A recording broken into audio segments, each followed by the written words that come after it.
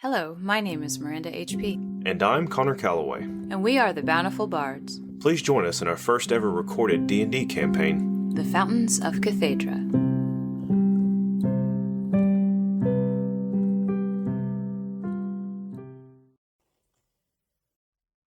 Okay, so I would say about an hour or so passes by. You two are able to get, I'm sure, about a good 100 yards away from the monstrosity that you just took care of just to sit and find a nice little place to breathe, and you have a short rest without any problems. So, now what would you like to do? Burn the corpse. What? What'd you say? Burn the corpse? Are you going to burn the corpse? I don't know. Just, meh. Something will eat it, just leave it there. Okay. It's already pretty, halfway charred anyway, so. Oh, yeah. So, realigning ourselves with my compass mark. Okay. And off we go. Roll me a survival check, if you do not mind. I mean, you might mind, but I need you to do it anyways. I think it's +1 to my survival. 15. 15. You two were able to continue your trek for the next, I would say, 5 or 6 hours, about mid-afternoon now, as you both just continue your trudging through the woods. Roll me a perception check as you're making your way along. Making our way. 13. 13. I think. Yep, 13. As you come around another bend, actually roll with advantage because once again, Jimothy's with you and you're both around on the lookout, so he would be helping you. 15. Okay. The 20 is staring at me. You hear a scraping noise. It's about mid-afternoon going into the evening now, and you hear a scraping noise of some sort. Does it sound metallic? Does it sound natural? It sounds natural. It sounds like claws scraping along something. Jimothy goes, sounds like a bear. You know, they do that. They that's how they sharpen their claws and keep them. Oh boy. Hold on, I'm not going to try and climb a tree this time. Thank you, because apparently you can't do that. And excuse me. against a bear? Not a good idea anyway. You know, maybe if you help me up, maybe I can do it. You know, I'm going to climb a tree anyways. Here, help me. Okay, I'll try to help him. That one actually helped. That was the sibling, get your yeah. off. With a 15, he is able actually to climb a stronger tree this time. And he gets up there and he goes, oh, yeah. He says, there's a grizzly. And then let him make a survival check real quick. 19. Very good, Jimothy. He goes, we're downwind, but she's in front of us. And I think I see a little one or two. So let's just wait a minute. Yep. Can't go over it. And he goes, can't go under it. He goes, let's hunker down and hopefully she doesn't see us or find us. So roll me a stealth check. Okay. Yeah, I'm going to try to use prestidigitation to keep our scent, You and that prestidigitation. Look. You do realize it's not a catch-all, right? But it's useful. Jimothy rolls a natural 20. Not a on boy. stealth. I rolled a... What's my stealth? Does my cloak help at all? 16. Your cloak does, it would make it easier for you to hide, I would say. It doesn't give you, I never wrote that it would give you advantage if you change the colors. I'll rethink that. That might be something we can talk about later, rehash. Because I was thinking, if I make it look like the surroundings, kind of like the elven cloak from, that Frodo and Sam are. Yeah, absolutely. That's what I'm picturing. You both hunker down and count to 500, trying to let just the minutes go by. And you hear the rustling of grass as you both are kind of squat down behind a bush, and you see a little bear cub just kind of come around the corner and look at you. You see it sniff the air. It goes, ah. And then you hear off in the distance, oh. And then the bear cub just kind of turns around, kicks up both its back feet to kick up dirt, and then scampers away. We wait another 500 seconds. Before continuing? Yes. You believe that the bear has made its way onward, and you are perfectly fine. Okay, we're going to very quietly and carefully, until we're a decent bit of ways, continue on. While you're walking, Jimothy goes, hey, have you talked to our parents with your magic? No. Not recently. Have I? I don't remember. You have just touching base with her. During voiding and stuff like that. And he goes, I hope they're okay. I hope so too. I think that Mom is pretty competent, as we all know, and I think Dad's more competent than he lets on. Yeah. I was learning a lot. Kind of bummed we had to leave Etchings. I was looking forward to getting into the solarium with you. I think that in our own unique way, we're going to learn a lot on this journey as well. And I think that in some ways we're going to learn more out here than we ever could in there. I hope. I've just twice now, what I thought I was going to be doing has been upended. I was going to join the Lance, but now I'm not. I wanted to study and I guess find out my own way and just learn and hopefully find a career with books, but things keep getting thrown at us. What I find really helps is to not really have any particular plans and just play it as it goes. Yeah, but then if you don't have any plans, how do you know you're going to achieve anything? Who knows if you have plans, you'll achieve that thing either. Sometimes you achieve things without really planning to. I think it's the ability to kind of adapt to your circumstances is what makes you achieve things. Maybe. So we're going to go see a big dragon. Oh, yeah. I mean, if Raysar is a baby, I wonder how big his mom is. And you thought you weren't going to achieve anything. How many people can talk about that? Yeah, we don't. Dragons they're not from around here usually. We aren't in Toto anymore. We're in Kansas anymore, Toto. We're not in Toto anymore, Kansas. Yeah, I know. Miranda carries around a state. Like a map of a state. We're not in Toto anymore, inside of a giant dog. Woof. Oh, God, Toto. Evening falls. Ow! And you begin to make camp. Do you want to take first watch or do you want Jimothy to do it? I'll take it, because I still have my good old loot, so I haven't abandoned it. Of course. So what would you like to do while Jimothy is trying to sleep? Are you just strumming your lute? What do you want to do? Yeah, just I don't think Leah would ever say it in front of Jimothy because she's definitely got to keep up the older sibling kind of vibe of, don't worry, everything's okay. Because, and I'm sure that Jimothy with his new, I'm in the guard and I slash a sword thing, he probably doesn't remember when he was little and needed protection all the time. And Leah was the one who protected him from bullies, and Leah was the one who taught him how to do a lot of early stuff because Mom was busy in research and Dad was stressed and doing all kinds of things. So there's definitely this sort of thing where she has always kept up that face just because Jimothy needs that kind of constance that he may not even be aware of. So she's kind of just processing, she just heard a lot of crazy stuff, and I think Leah is much better than Miranda, am at being confident and kind of putting herself out there, but I still think there's a lot of those insecurities. So she's strumming her lute, just kind of getting back to her early connections to music and what she knows she's good at, even if she doesn't feel that way sometimes. Playing, Song of Rest in case Jimothy needed any extra oomph. And just really trying to sink herself back into her world and reconnect to everything to hopefully get a better idea. Because I'm assuming we're far enough in that we can, see the lake. Not yet, but you probably will in the morning. Yeah, because we got to get up pretty early to make sure we're there. There is a faint chill in the air and a wind that smells of moisture, so you feel you're pretty close. Yep, so just kind of make sure her cloak looks the same as the surrounding area and use prestidigitation to keep the music kind of muffled. Okay. As a damper. Yes, the catch-all. So. It's not my fault that the spell does a lot.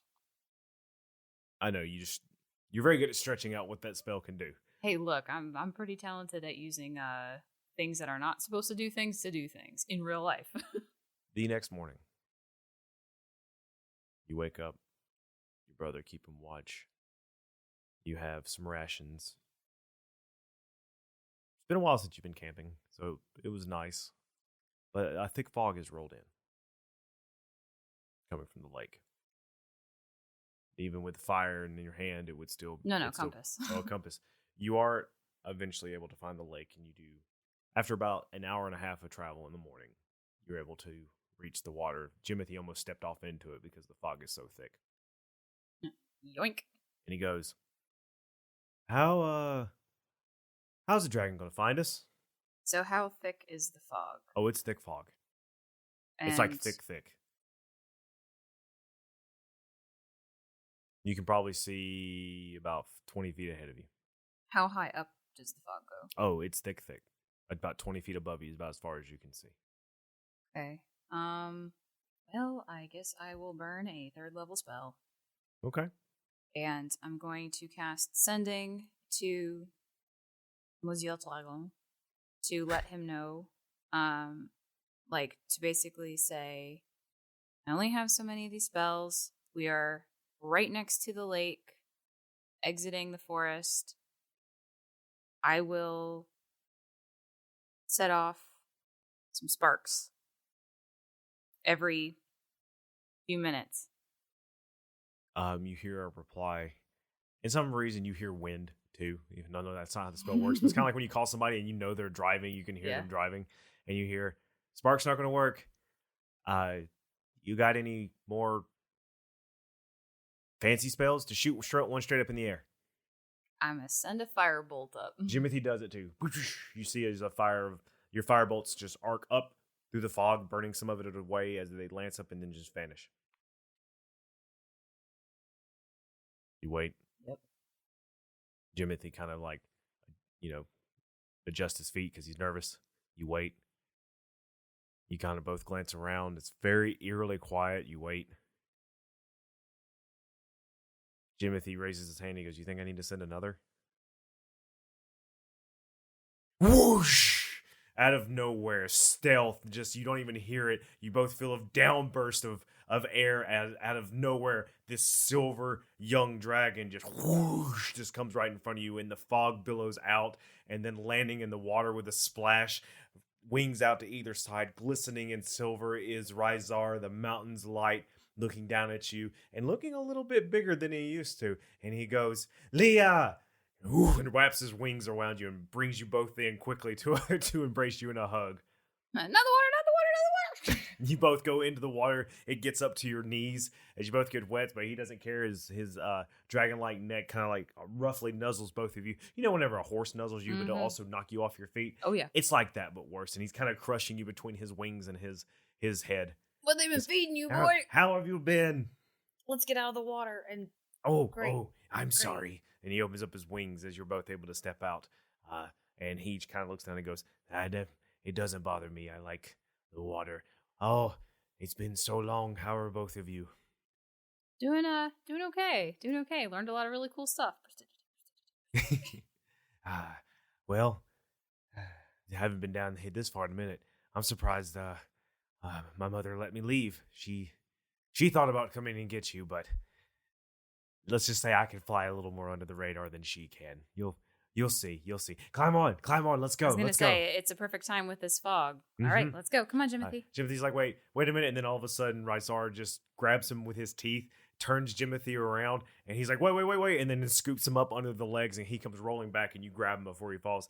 He goes, "All right, everybody hold on." And before you can even hold on, a few gusts of wind, and whoosh, you're up in the air.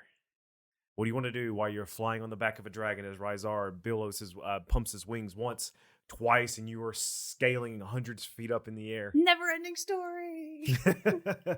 Oh, that poor horse. Yeah, it's never. We're doing it. That was a traumatizing movie as a child. I'm glad to bring that trauma back to roost right here. I mean, there was pluses and then there was negatives. You know, the horse, but then you'd also had the two sphinx with the bare-chested sphinx that, would open their eyes and blast you out of the way. So it was a hit and a miss. You're flying. Yep. You're making your way across the sky. The fog is beneath you. You can't even see Miro. It's so thick. You just see a blanket of silver with tufts of green sticking out the top of it. As Rizar turns and begins to fly towards the sleeping spine, the range of mountains in the distance that you've never been to, but you've always seen them there. The curtains, the calcified remains of a bygone destroyer floating above you and the sun blazing on both of you as you are making your way along. First hour passes, and then another. You've gone from being probably not Leah, but Jimothy for sure. And I'm gonna speak a little through Jimothy with my own fears. Goes from being terrified to just kind of settling into a dull terror, but understands that this is about the way of it. A third hour passed. It's about 10 o'clock at this point as you've come closer to the mountains, and you are streaking right at them.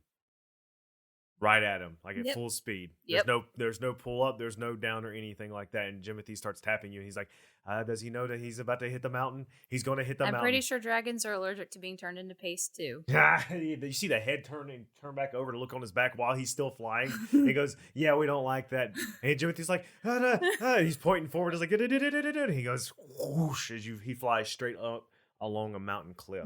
Timothy is the Subaru voice of obstacle detected. Obstacle detected. Please look out.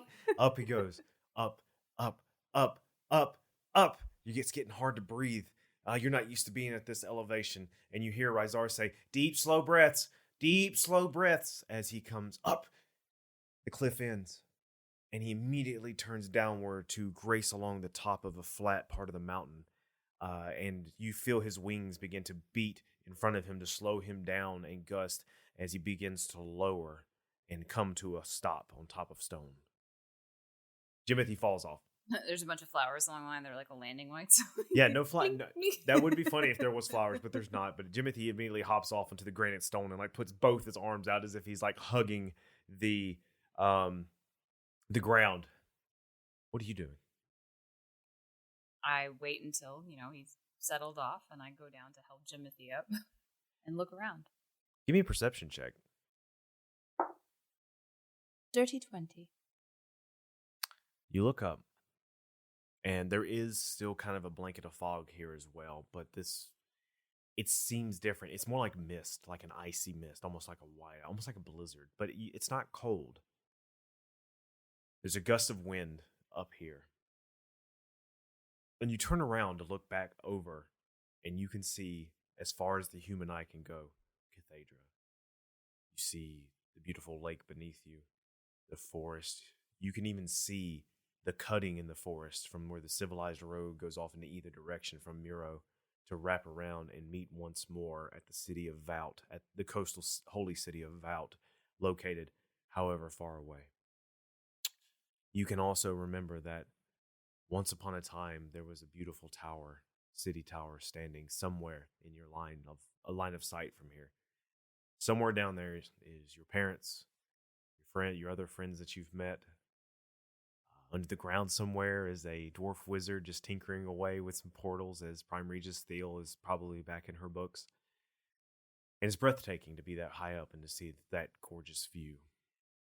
And you go to turn back around, and Jimothy's jaw is completely open as he is staring up at a beautiful citadel, a large palace-like stone building with steepled points at four corners of a beautiful stone silver wall.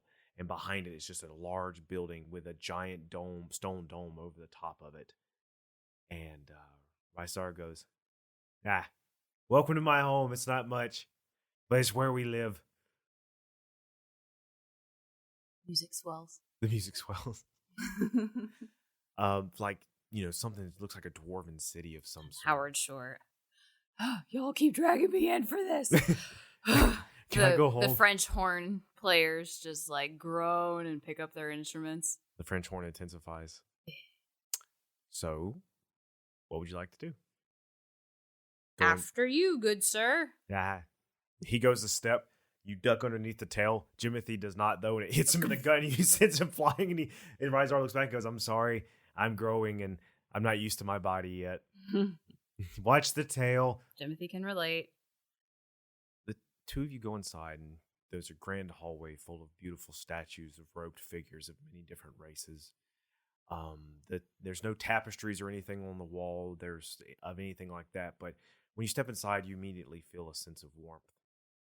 But it's still misty in here. It's still hard to see. The only reason you know which way to go is that you can hear the, heavy footfalls of Rizar on marble as he is making his way ahead of you. And you can still see his tail and his head and stuff. He's like, come on, she's this way. Do I recognize any of like the names or anything on the... Ooh, roll me a history check. Because I've learned the language now. Right. 23. I'm going to say no. But you can tell that, though, this place is definitely one where people of high respect were placed. A lord of some sort, maybe. This high up on the mountain. Rizar tells you that it was once a watch post of some sort, but even you were like, this is a bit ornate, a bit glamorous for a watch post, so it must be something a little more. Maybe they were watching the sky. It's a sky watch post. Right. You go into a much larger chamber while you're contemplating this, and now you are definitely inside the domed chamber you saw from the outside, which is also just full of mist, fog. It's more hard to see in here than anything else. And Rizar goes, we're back. I got him back just like I said I would. You look around and you don't see anybody there. But wait. There's a shift in the fog.